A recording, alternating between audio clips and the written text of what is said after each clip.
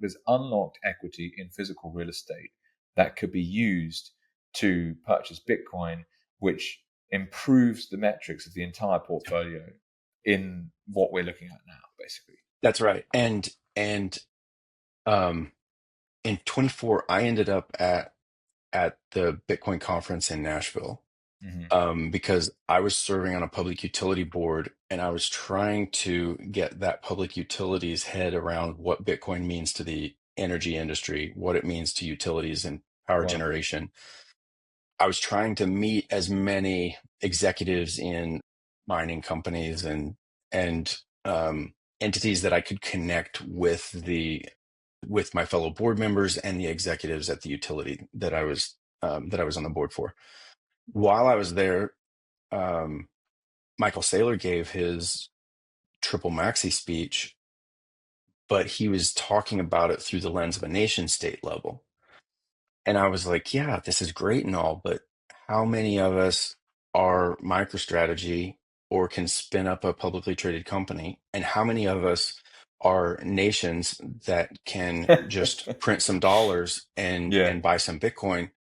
And I started scouring where we could, as individuals that had some kind of asset, where we could find those pockets to grab some of that equity and put it to work for us.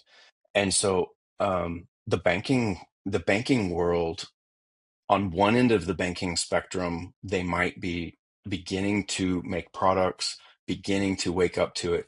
On the other end of the banking world, it'll be a long time before they do, all the way down to your credit union where you might have your mortgage or whatever. How quickly are they going to embrace as a service their ability to help you store Bitcoin alongside a real estate asset, bundle those for you or with you, or recognize that you're doing that for yourself and allow you to better your position. You're kind of forced to do it on your own.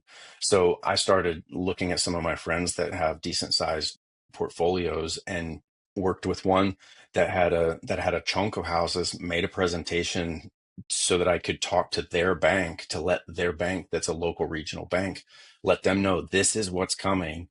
This is what it looks like. This is the play for your customers.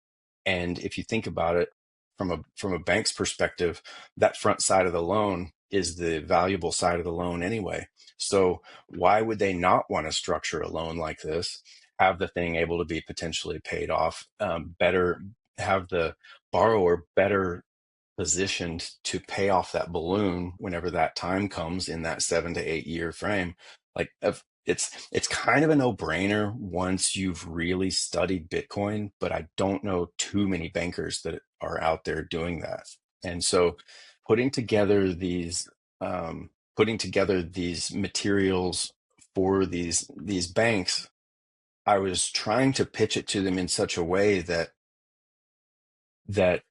painted the picture of stability that comes with owning real estate, because they understand that's their world. And so do these landlords and these property owners. They understand the stability of real estate. If you take 5 to 20% of the equity of a portfolio and stack that onto that property, the volatility of the quote unquote volatility of Bitcoin that's perceived by the general public is so tamped down by the stability of the underlying asset that it removes the fear.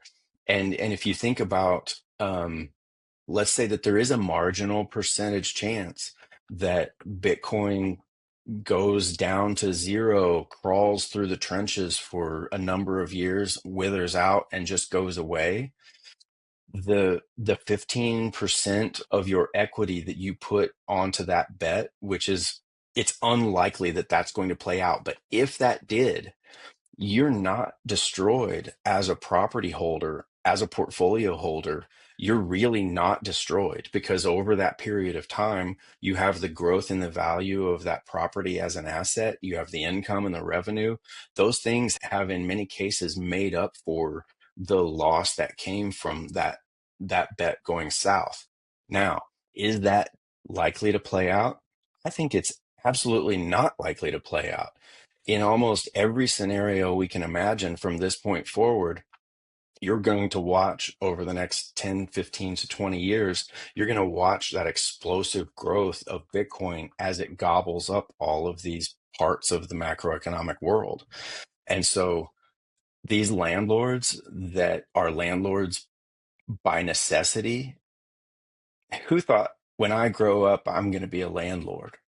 Nobody. They had to go buy properties because that was the only way that they could keep up and potentially outpace inflation other than throwing their money in the S&P. And the S&P over the last 15 years or so is really when it decoupled from the fundamentals and really started to balloon and outpace the fundamentals of those companies as they should be valued. So the premium that's put on there from the casino that we've had to play in the S&P 500 and so on, like that premium, there's also that premium on the real estate market because there are so many people that had to buy those properties to protect the value of their savings and their retirement, that there are a bunch of landlords out there that don't want to be landlords.